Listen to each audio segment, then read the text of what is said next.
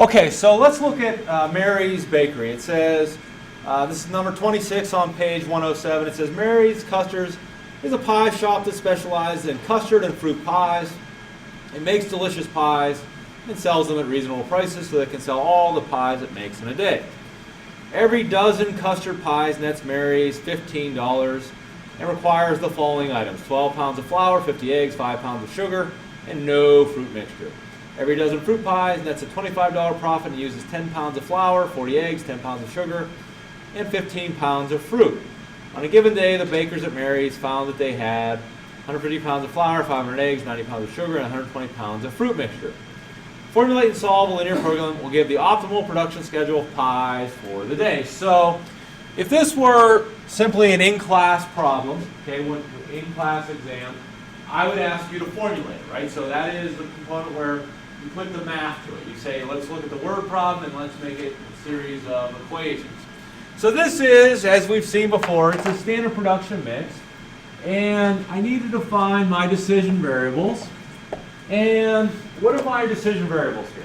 What are my decision variables here? My custard prize and fruit prize, right? So C is equal to number, this is important, number of dozens, okay?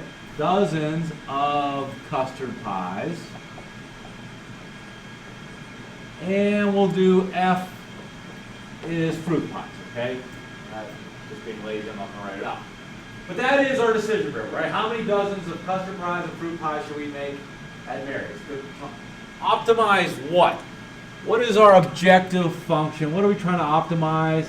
You know, typically in these production mixes, we're trying to maximize what? This is no different. We're trying to maximize our profit, and that can be expressed in, I think they said early in the problem that we make 15 for the custard and 25 for the dozens.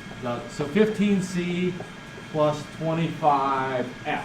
Okay, that would be our objective function. Now, so that's 2 out of 3 things. Remember, decision variables, objective function, now constraints. And as we went through that, I think we probably heard the constraints. You know, things that are holding back Mary are things like she only has so many eggs available, so many pounds of flour available, so many pounds of sugar available. So those are constraints. Those are resources holding you back, because right now I would make an infinite amount of pies, an infinite amount of custard and fruit pies, and make an infinite amount of money. So let's start with the flour. She only has 150 pounds of flour. The custard pies requires 12 pounds, and the fruit pies requires 10. Okay? We only have so many eggs. We only have 500 eggs. And it says that the custard pies require 50, is that right? And the fruit pies require 40 eggs. We only have 90 pounds of sugar. And those require, looks like 5 pounds and 10 pounds respectively. And we only have 120 pounds of the fruit mixture. We don't put any of that in the custard pie, so we're only looking at the F here. 15F. And C, comma F greater than or equal to 0. Okay, I think that is the formulation. Is that correct? So if this is an in-class, on the in-class exam, that's it. You're done. Okay, that's all you do. On the take-home assignment, you'll actually have to solve it. And what we're going to use to solve this is, as you know very well, we're going to use Excel Solver. So if I go into Excel to formulate this, I am going to go up to the top here and start putting in my labels.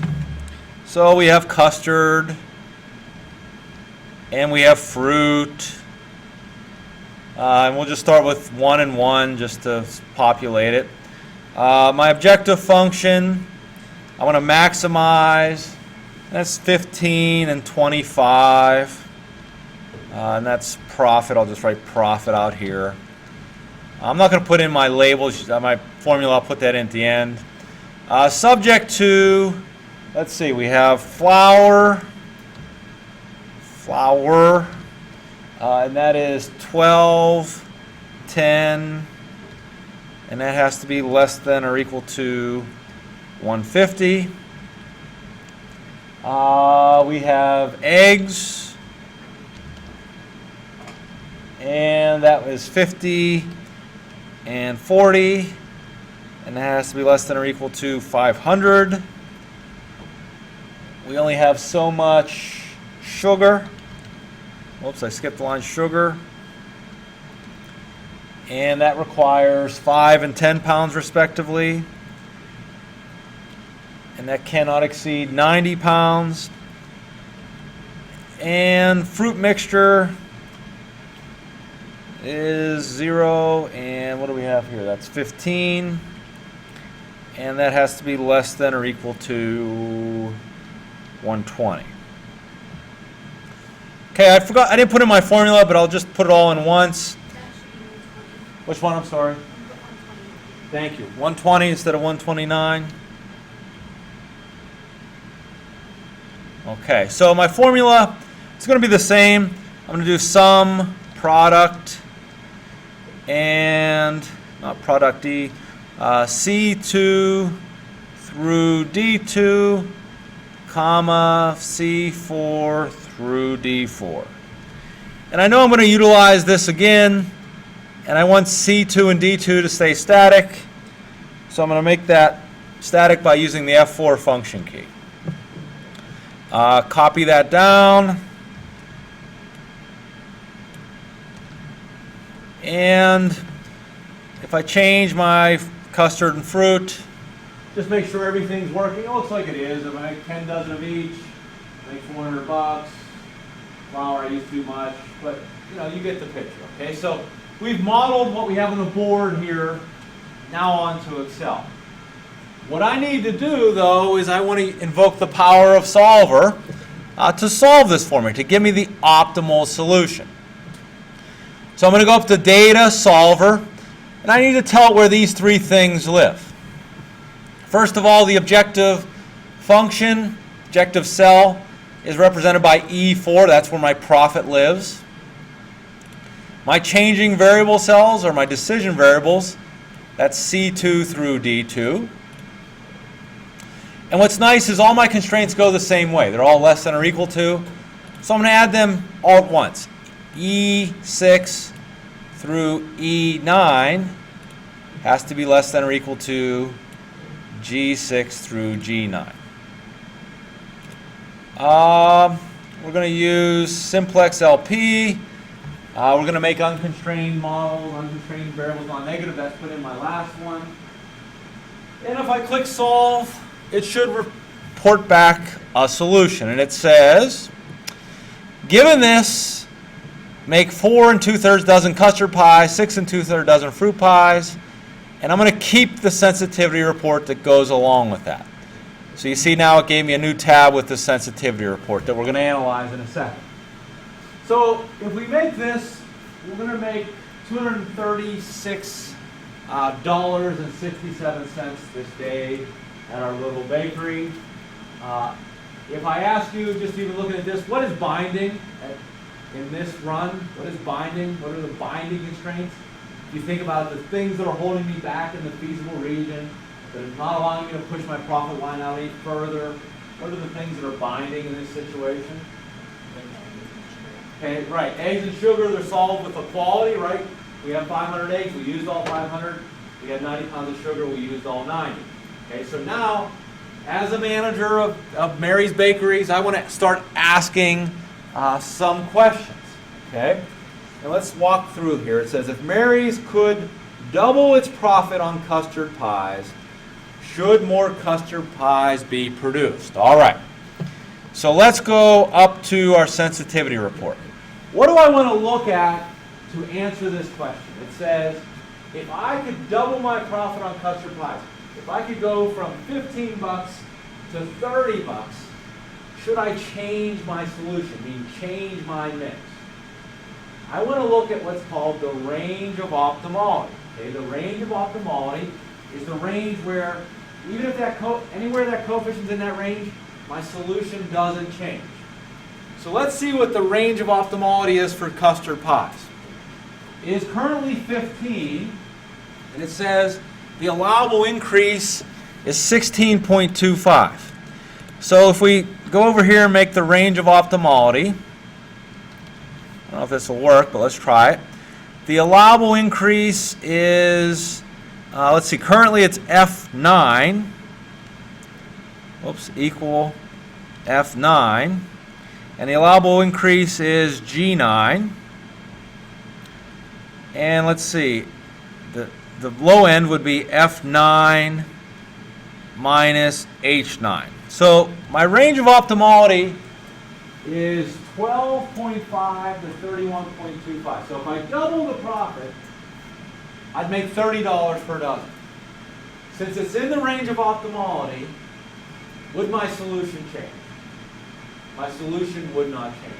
It is still optimal to make 4 2/3 dozen custard and 6 2/3 dozen fruit pies. My solution doesn't change. What would change? The value of what? I still make 4 2/3 dozen and 6 2/3 dozen. My profit, my objective function would change. Okay? Just to make sure that, sensitivity analysis isn't full of it, try it. Okay? If I go up here to 30 and I resolve, found another solution, and it's still the same one. 4 2/3 dozen, 6 2/3 dozen. Aha, but my profit went up, okay? So it works, right? So what does that tell Mary, or whoever is doing this work for Mary? What does that tell Mary? So what? What does that tell Mary? Not only is this a solution, but what? It's a solution in a fairly big range, right? In a fairly big range. Even, if we're grossly underestimating our profit, it's still right to make 4 2/3 dozen, right? If we look at the range of optimality for fruit pies, and I might as well just copy this down. I think that'll give me for fruit pies. It says anywhere between, let's see, increase is 5, anywhere between $12 and $30.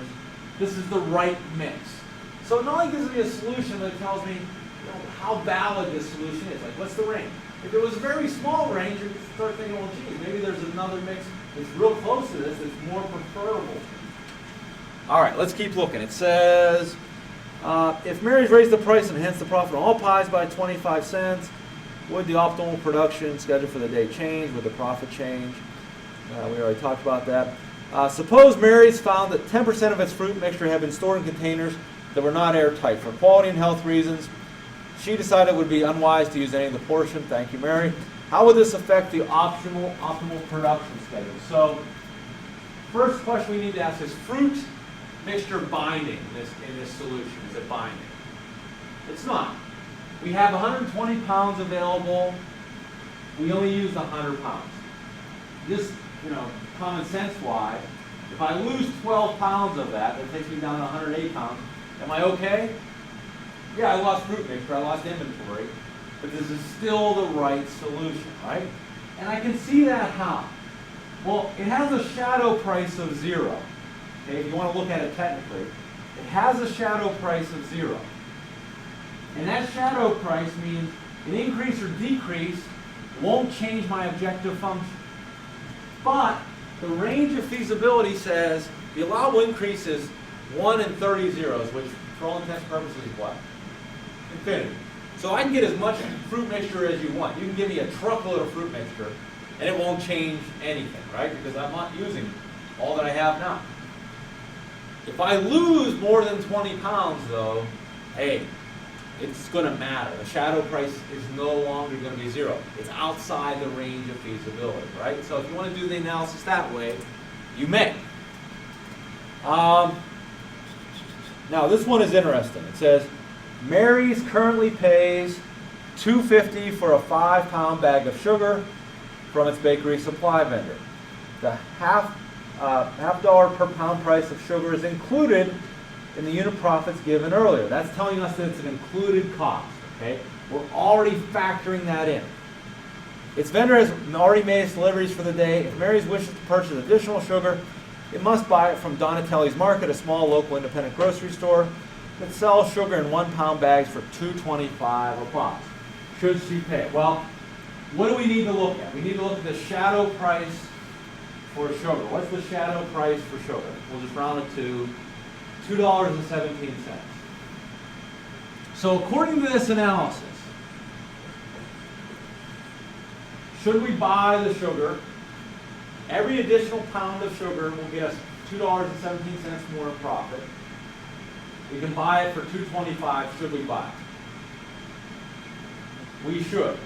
And you're saying, well, why? If it's giving us a $2.17 more, and it's $2.25. Well, the problem is, or the thing is, that 50 cents of that cost is being absorbed up here. When we figured out the profit coefficients, this 15.25, we already factored in that 50 cents.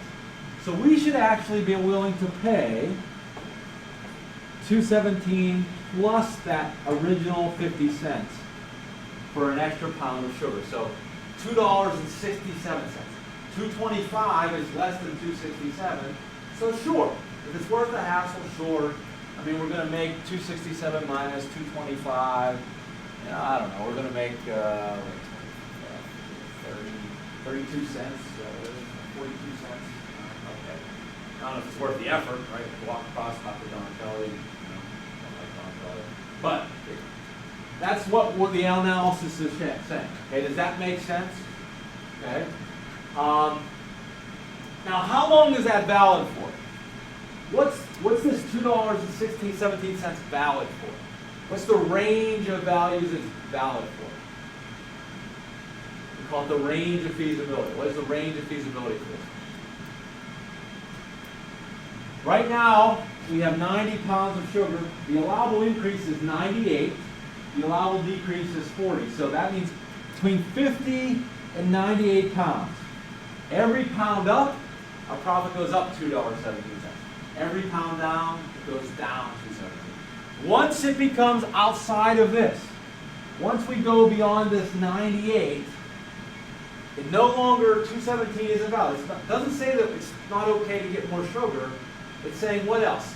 Why is it only valid that shadow price in that range? What's happening once I get up to 98 pounds of sugar? Envision what's happening. Something else is becoming what? Something else is holding me back. And I don't know if it's eggs. Well, eggs are already holding me back. Flour. Something else is holding me back. Does that make sense? All right. So let's go to 27. For the problem faced by Mary's in problem 26, each pie is baked and sold in aluminum pie tins. Suppose at the start of the day, Mary's had 200 pie tins available. Would the production schedule change from that determined in part A of problem 29? Well, first, this is adding a new constraint. Adding constraint only matters if what? To an existing problem. Adding or deleting a constraint only matters if what? If the constraint is what? If I said she has to make less than 1 million pies, does that change anything? If it's binding, right? So let's see if it's binding. Right now we're making, what's that, 4 2/3 dozen, what is that, 48, 9, what is that, 57 pies there. And here's 6 2/3 dozen, that's 80. So what, 133 pies? So if I have 200 pie tins available, is that going to change anything? No, we're only using 133 pies. However, in the next part it says, what if we go down and she only has 100 pie tins available? Is it going to affect my solution? Is it? It is. And how is it going to affect my solution? Is the profit going to go up or is it going to go down? I'm making that feasible region. You guys remember the feasible region? I'm making the feasible region smaller, more constrained. Obviously, it's going to drive my profit down. I can solve for it if I want, but I'm not going to. Okay? I want you to understand, adding and deleting constraint only matters if it's binding. Now, C is interesting. Mary's has in the past made a third type of pie, a chocolate pie. Given the current price of ingredients, Mary's estimates that it would net a profit of 27 bucks. Each dozen chocolate pies requires 15 pounds of flour, 30 eggs, 12 pounds of sugar, and no fruit mixture.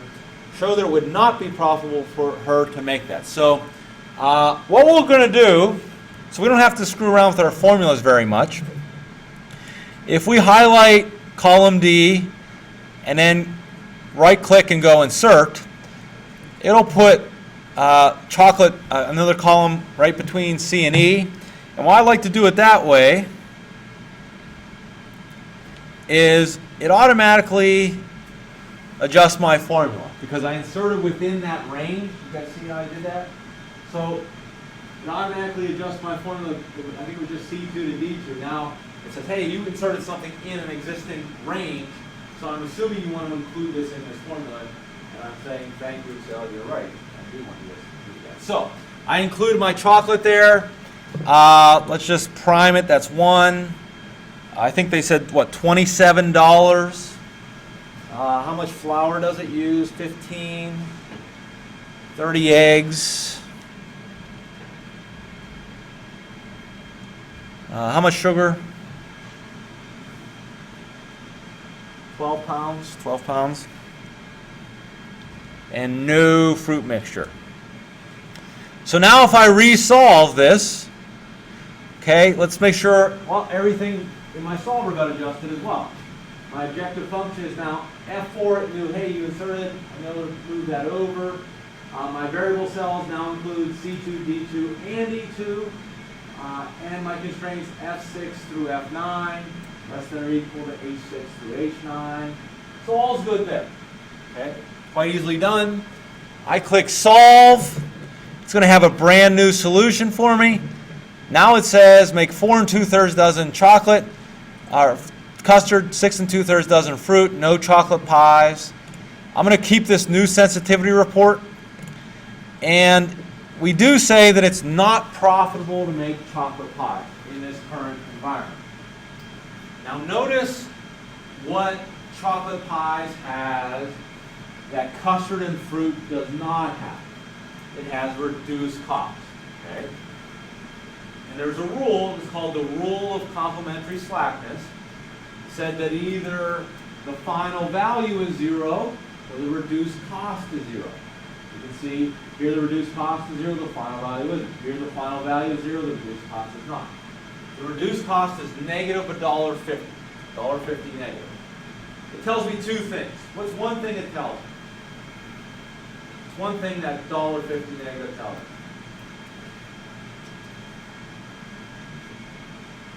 Chris?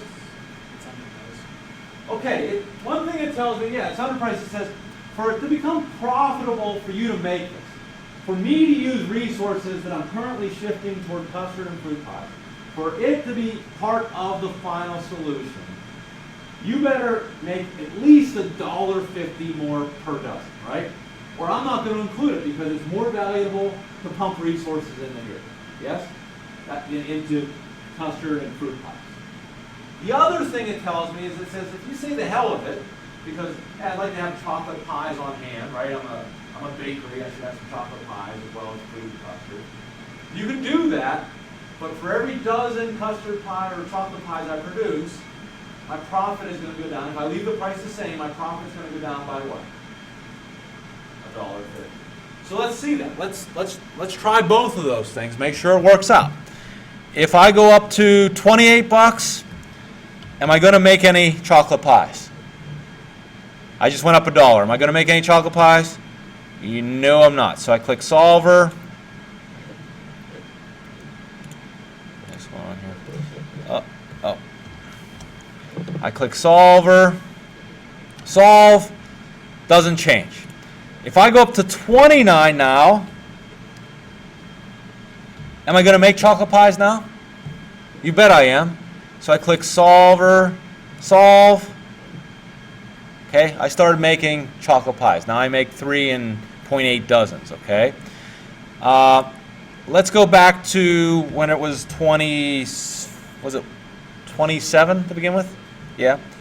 How about if I force it to make a dozen chocolate pies? So I go to Solver, And I'm going to add a constraint that says D2 has to be greater than or equal to 1. That's going to force it to make chocolate pies.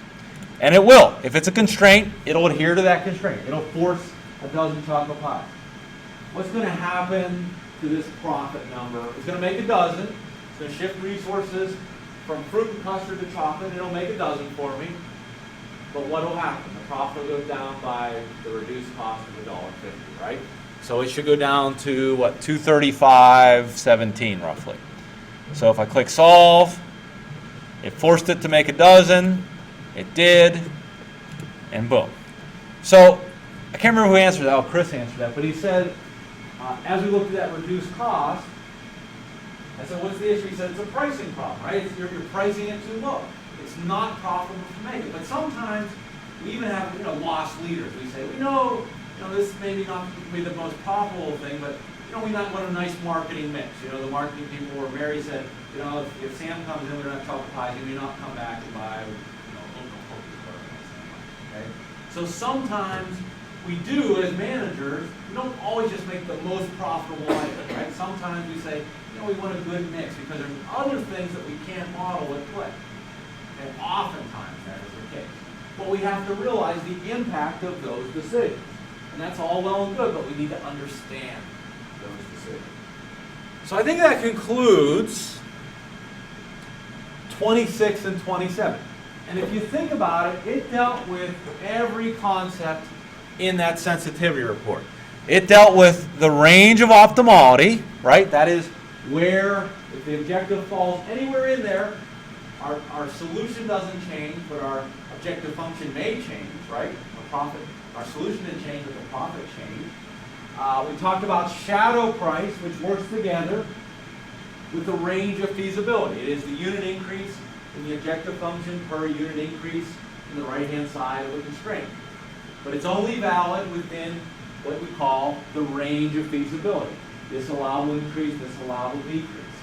And finally, we discussed reduced cost. And we typically only have reduced cost if the decision variable is 0 in the final solution, like chocolate was here. And it means two things. It is the negative of the increase needed in the coefficient for it to become non-zero in the final solution, meaning we have to increase profit by $1.50 for this to become non-zero.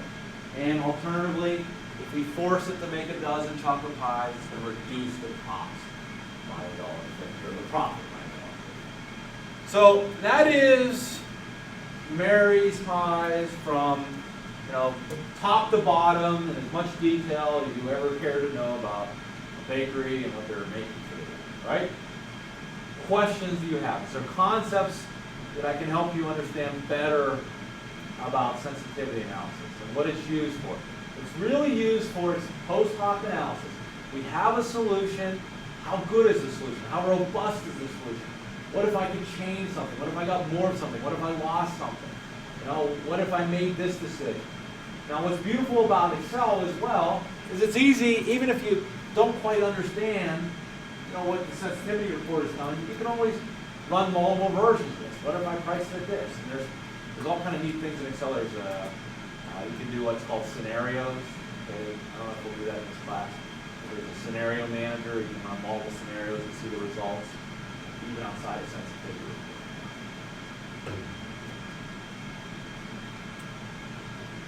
Question?